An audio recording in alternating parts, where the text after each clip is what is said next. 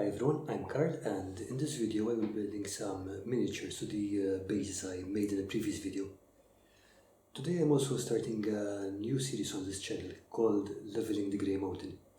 You see, I'm a bit of a hoarder when it comes to collecting miniatures, and my hoarding skills are kind of greater than my commitment to get them painted. So I've got a whole bunch of unpainted and unfinished miniatures running around. What I will be doing is, every video I'll be picking up one group or one set and finishing them off, basing them to at least a tabletop standard.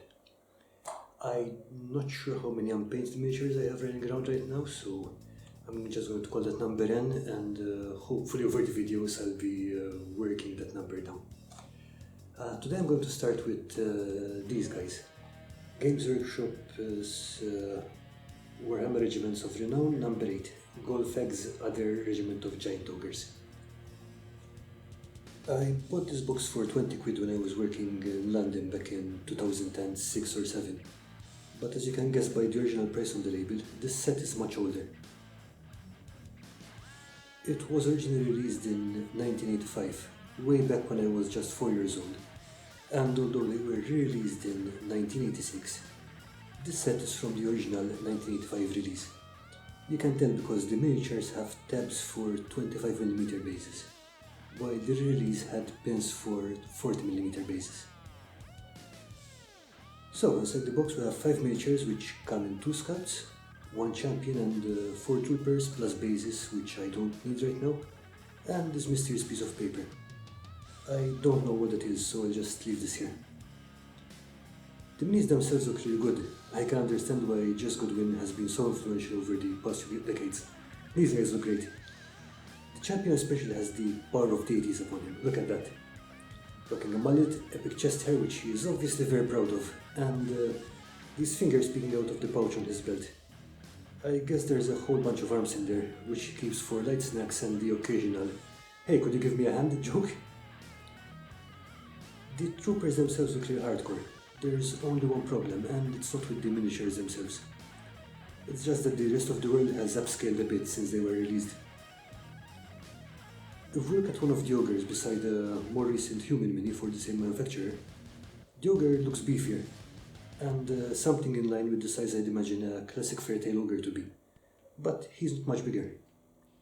Modern orc miniatures are even bulkier, and if we put him side by side by a more recent ogre, this one is also from Citadel, but around 1990 or 91 I think. Well, I guess the size difference shows on camera. The site Stuff of Legends, link in the description, has a great side-by-side photo of the same ogre character from different releases over the years, which really drives the point home. This is one of the reasons I went full thickness with the bases, like I mentioned in the previous video. It's a design choice which I made intentionally, as I wanted these guys to have as much vertical presence as possible.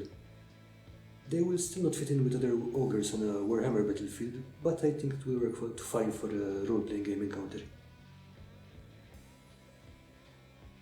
To get these minis on the bases, I first had to clip off their tabs and file the bottoms of their feet flat. I didn't fuss about getting them mirror flat, just enough that the miniature could stand on its own on a flat surface. This let me know that there was enough surface area for the glue to work with. Next, I drilled holes in the soles of the feet so I could pin the minis through the base. Since the base coverings are made of foam board, the glue bond itself is not enough, as enough pressure will cause the foam to rip. By drilling a couple of millimeters into the feet, I could use some bits of unfolded paper clip to strengthen the whole thing. I also used a spot of oil to make drilling a bit easier. Be careful when drilling and make sure you hold the mini in a way that you will not stab yourself if you slip. Remember, if you get hurt imitating anything I do here, it's your problem, not mine. I am not responsible for your safety. Since these miniatures are fairly old, there is a good chance that the lead content in them is fairly high, so I cleaned up my work surface immediately. Even if they were non-toxic, these metal fragments can be highly irritating and you don't want to get them in your eyes or inhale them, so clean up stat. Once all the drilling was done, I washed all the pieces in warm soapy water. These miniatures have been sitting on a shelf for over 30 years, so any mold release on them will have dried off a long time ago. But the step is still necessary to get rid of any oil and fragments left over from the drilling, as well as any dust and contaminants that may have accumulated over the years. I then rinsed them in cold clean water and left them to dry. Then I superglued some piece of paper clip to the holes in the feet and stuck them into these corks which I had cut in half. This let me handle them without touching the minis too much, but I have to say that these things are not very ergonomic and gave me some hand cramp. Usually I'd use a vitamin bottle and some blue tack, but I didn't have 5 bottles lying around I could use, and using a whole cork vertically was not very stable. Next, painting. But before we move on to that, if you are finding this video interesting, please hit the like button, and do share it around if you think someone might find it useful. If you would like to see more content like this, please let me know in the comments below, and subscribe and hit the notification bell if you have not done so already. Okay, on we go. At this point, I undercoated everything in black and did a light dusting of grey. This is not a genital highlight, as I would be covering it up completely with paint. I just did it to get a better idea of the shape of the miniature and see where the light would hit it. I really wanted to make this a painting video, however, while I was doing this I started to realize just how hard filming miniature painting is. Besides, I don't think you have the time to waste watching me go through every single basic step, and the video is long enough already. Instead, I'm going to focus on 3 parts: the bracelets, the mace heads, and the knives on the troopers, as I use them to practice making golden and rusty non-metallic metal. For the bracelets, I started with a coat of burnt umber. Then started to layer on progressively lighter mix of burnt umber and raw sienna to define the areas which would be shiny. Then I added some yellow and raw sienna, and finally pure yellow and pure white. For the yellow and white layers, I made tiny flicks with the brush instead of trying to make a single clean line. This makes it look a bit more like a rougher finished metal instead of a mirror polished one. For the maces, I started off with a dark grey and stippled on a bunch of browns and oranges.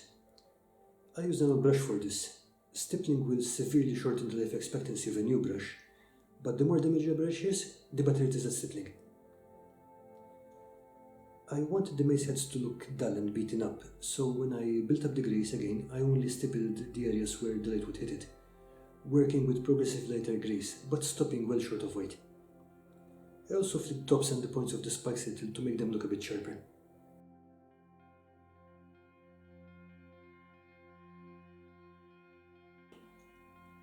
When painting the knives, again I started with a dark grey base and stippled on a bunch of orange and brown. Then I laid down a thick line of dark grey, just short of the cutting face, and would blend it down to the other side using a clean, slightly damp brush. Just moving the paint while it was still wet created this shading effect. Then I lined the edges and dry brushed a tiny amount of white to make it look sharp. I'm not sure if these ogres have occupational health and safety officers, but I don't think so, because this really does not look like a safe way to carry a knife. But who am I to judge?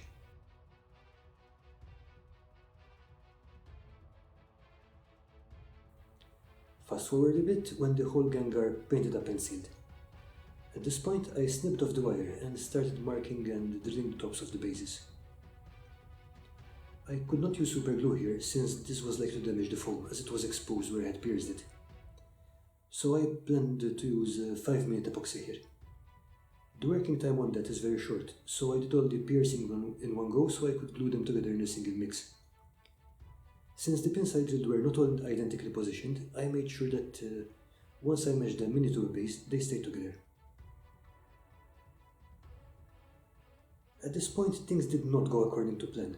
I was hoping to bend the pins under the bottom of the base to give me another access of control, and then fill the thing up with epoxy to look solid. However, I could not get enough leverage to bend the pins, so instead I ended up clipping them so they were as short as possible and then locked them in place. This left me with some bits which were sticking out beyond the bottom of the base, which I had to file down. In the end it worked out, but it would have been easier if I had just clipped the pins shorter in the first place. I also think this would have worked out better if I had just used a solid base instead of a slotted one, but with the epoxy to reinforce it, it should hold out just fine. And there you have it, 5 ogres painted and based. I'm really happy with the way these guys turned out, but most importantly they're done and based, which means that I will have n-5 unpainted miniatures. Holy, this might take a while. If you have any painting tips which you would like to share, suggestions on what I could have done better, or questions about what I did here, please leave me a comment below. Thank you for watching. I know this was an unusually long video for me, and hope to see you again soon.